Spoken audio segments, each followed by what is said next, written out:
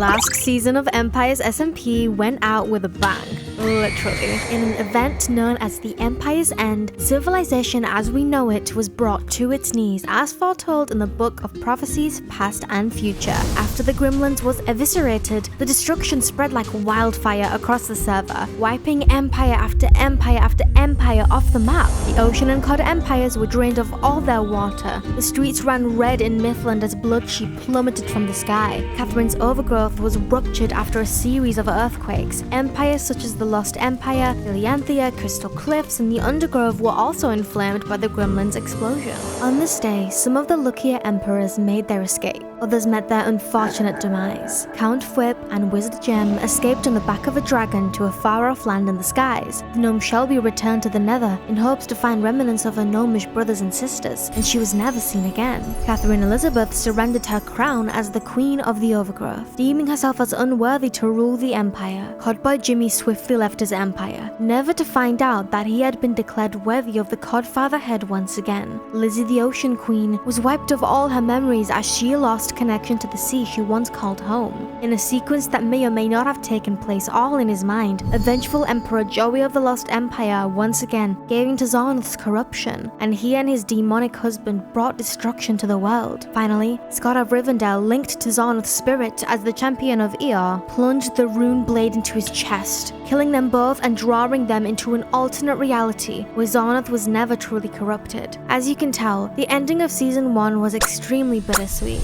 Now that we are knee-deep into Season 2 of Empires, we can only hope that things might go a bit differently for our beloved Emperors this time round. Are the new Empires doomed to fall just as the Empires that came before, or do they all perhaps share a different fate? Whether the end of Season 2 will be happy or sad cannot be known for sure, but one thing's for certain: a new threat will rise and challenge every one of our Emperors, just as Zornoth did in Season 1. When Zornoth began spreading his corruption to every empire on the server in Season 1, no single Emperor was strong enough to deal with him alone. Even Scott of Rivendell, champion of Eor and the sworn enemy of Zornoth, couldn't muster enough strength to face the demon on his own. So he enlisted the help of his friends Catherine, Wizard Gem, and Pearlescent Moon to seal the demon away. Together, they were strong enough to overcome Zornoth and save the world. All of this is to say that there is nothing better at bringing empires together than to face the common enemy. For Season 2 of Empires, we've theorized in the past that Zornoth might make a foreboding return to the server to wreak havoc once again, but this is looking to be less likely as the server goes on. Instead, we fear another sinister mister might be on their way to the server. Maybe, just maybe, a new villain. But who could this villain be? Well, there are a few possible candidates we already know a little bit about. If you watch Joey Graceffa's Empire series, you might know that he is sworn enemies with the pirate captain Skeletron. After attacking Joey's ship and capturing his crewmates, Skeletron's men have been spying on Joey since the beginning of the season. In episode 9 of Joey's series, he follows a treasure map that leads him to Skeletron's mysterious skull-shaped pirate hideaway. After completing some pirate parkour, Joey discovers a note detailing Skeletron's plans to capture Joey alive and to use the young pirate for his own bidding. However, Skeletron's plans to use Joey remains to be seen, but it could be possible that he plans to convince Joey to join his skeleton crew. As we have seen in the previous season when he sided with Zornoth, it isn't particularly hard to convince Joey Graceffa to join the dark side. In episode 8 of his Season 2 series, Joey even tells Pixel Riffs that he is on the brink of his own villain era after Smallish Beans blew up his pirate ship and captured Sir Piggles. So rude to go after my heart, my ship. It's my villain era. Absolutely. So we wouldn't be surprised at all if Joey decided to become Skeletron's first mate.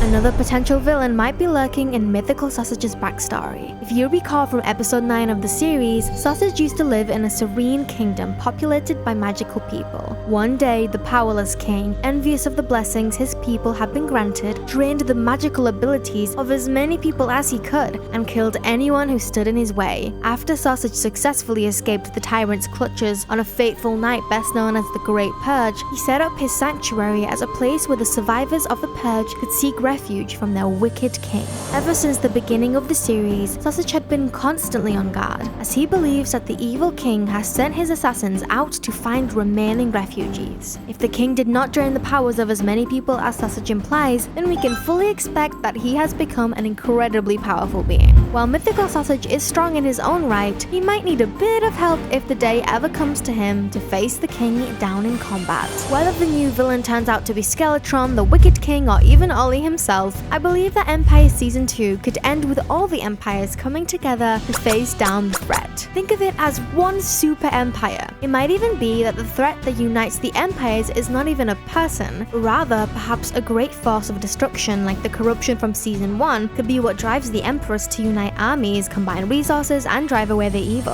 Of the potential threats that could spell disasters to the empires on the server, Princess Catherine's curse is certainly the biggest. Following the birth of Princess Catherine, a cataclysmic earthquake rattled Glimmergrove, ruining much of its land and killing dozens of people. Because of this, Princess Catherine was thought to be cursed, and since that day, Catherine has made it her goal to restore her fallen kingdom to its former prestige. While she denies the rumors that she is cursed, a few hints in Catherine's most recent episodes say otherwise. First, in episode 6 of her series, Catherine begins rebuilding Glimmergrove Castle, but as she builds, Catherine discovers that many of the blocks she touched have become distorted. After finding a unicorn in episode 7, all it takes is Princess Catherine's touch to turn one side of the epic equestrian into a skeleton horse. After Catherine calls the Great Witch Shelby to help remove the curse, Shelby finds the magic is ineffective in stopping the spread of the curse. So we have a curse that spreads, distorts anything that it touches, and is completely impervious to Shelby's magic.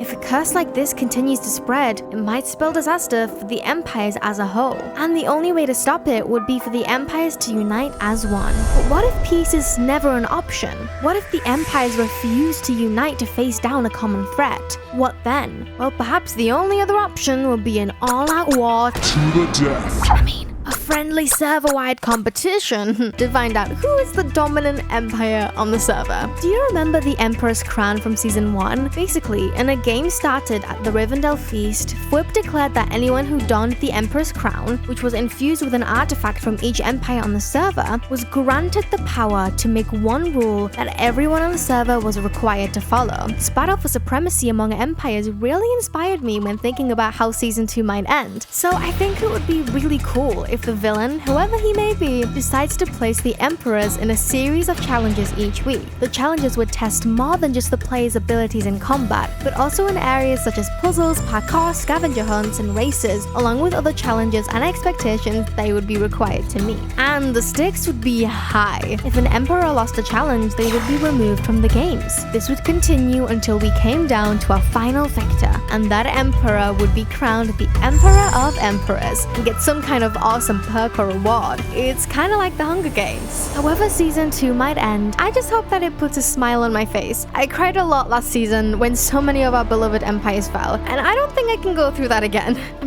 Now I'm tearing up just thinking about it.